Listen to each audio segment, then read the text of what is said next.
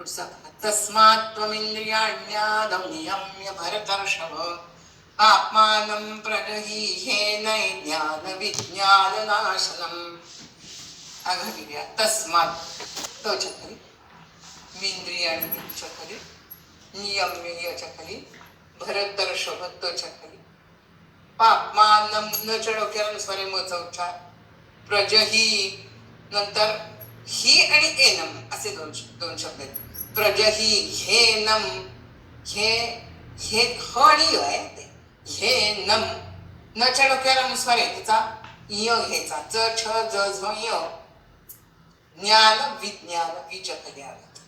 8व्या मात्रेवर थांबून बघा तस्मात् त्वमिन्द्रियाण्यादम इथे थांबा नियम्य भरतर्षभ पापमानं प्रजहीहेनैव इथे थांबा ज्ञान विज्ञान नाशनम.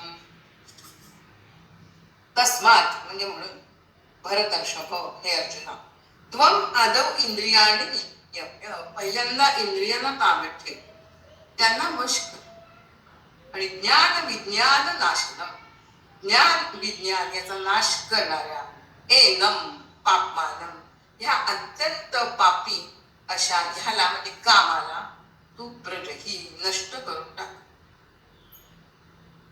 म्हणून हे अर्जुना तू इंद्रियांना ताब्यात ठेव आणि ह्या ज्ञान विज्ञान याचा नाश करणाऱ्या पापी अशा कामाला मारून टाक त्याचा कायमचा नाश कर. त्याचा इंद्रियाणी नियम्य इंद्रियांवर ताबा मिळवायला पाहिजे आणि तो फार महत्वाचा आहे.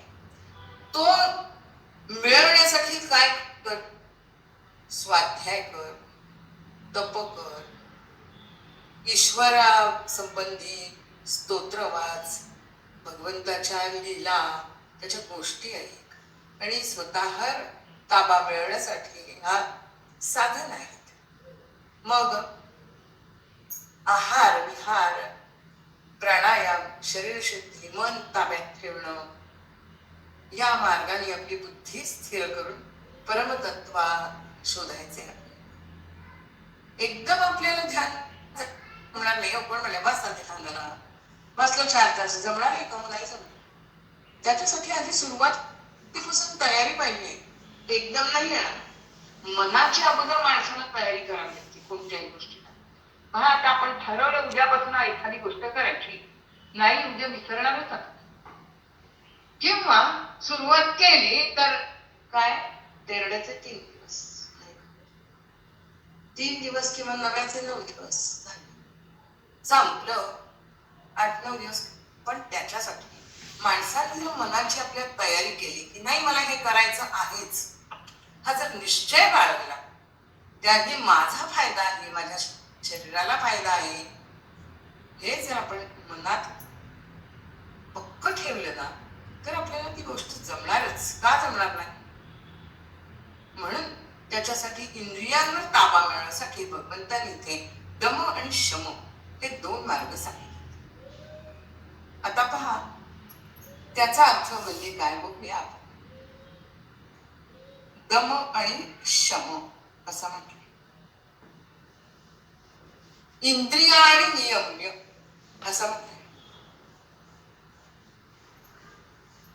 इंद्रियांवर नियंत्रण. आता पहा लहान मुलं उठतात दात घासायला कधीच आवडत नाही का? आई काय करते जबरदस्ती करते नाही तुला मी दूध देणार आणखी खाऊ देणार पण तू कधी दात घास असं त्याला गोड बोलून सांगते. मग बराच वेळ तसंच बसून राहतं ते बाळ आणि मग आई देतच नाहीये असं म्हटल्यावर आता नाईलाज आहे चला जाऊ दे मग घासतात असं म्हणून मग त्याला जबरदस्ती करावी लागते त्या मनाला. तसंच आपल्या मनाचं आहे.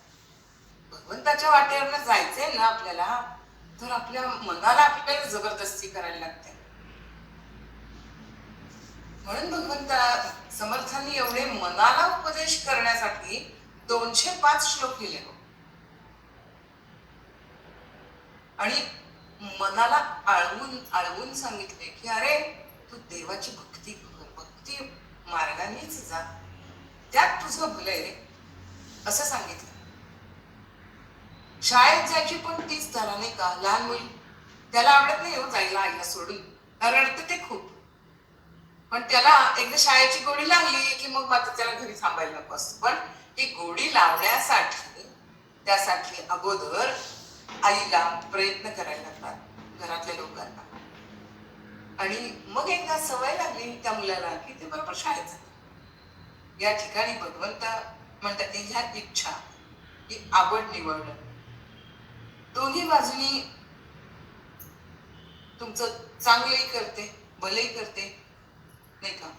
शाळेत जायला ते मूल लागतं, दात घासायला लागतं, सवय लागते त्याला त्याची. म्हणजे त्याला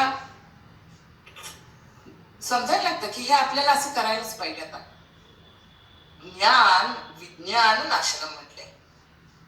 विज्ञान म्हणजे सायन्स असा अर्थ नाही. ज्ञान म्हणजे व्यावहारिक किंवा आध्यात्मिक जाणीव, आणि विज्ञान म्हणजे जे जाणलं ते प्रत्यक्षात जीवनात उतरवण्याचं तंत्र.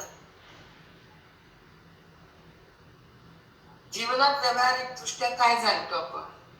आपलं खाणं पिणं नियमित ठेवावं, योग्य व्यायाम करावा, मोठ्या माणसांना जे काही पथ्यपाणी असेल ते करावं, की जेणेकरून आपण या व्याधीपासून मुक्त राहू आणि शरीर तंदुरुस्त ठेवू. म्हणजे स्वतःवर थोडी जबरदस्ती करावी लागते, नाही का. कारण आपल्याला सवयी अशा अनेक ह्या जन्मातल्याच असतात असं नाही, अनेक जन्मांच्या सवयीचं रूपांतर आपल्याला या इंद्रियावर नियंत्रण ठेवण्यात, ताबा ठेवण्यासाठी करायचं असतं. आणि तो ताबा ठेवल्यानंतर माणसाला आध्यात्मिक प्रगतीही करायला येते. म्हणजे इंद्रिय नियमन, मनावर ताबा, ह्या गोष्टी फार महत्वाच्या आहेत. म्हणून भगवंत सांगतात की इच्छा पापीच आहे, त्या नको तसं वागायला भाग पाडतात, त्यांचा तुम्ही काय करा, नाश करून टाका. जसं आता काय एखादी जाहिरात पाहतो आपण, जाहिरात पाहिली की ते त्यामध्ये कसं ती दाखवते आपल्याला ते क्रीम वापरा, नाही का.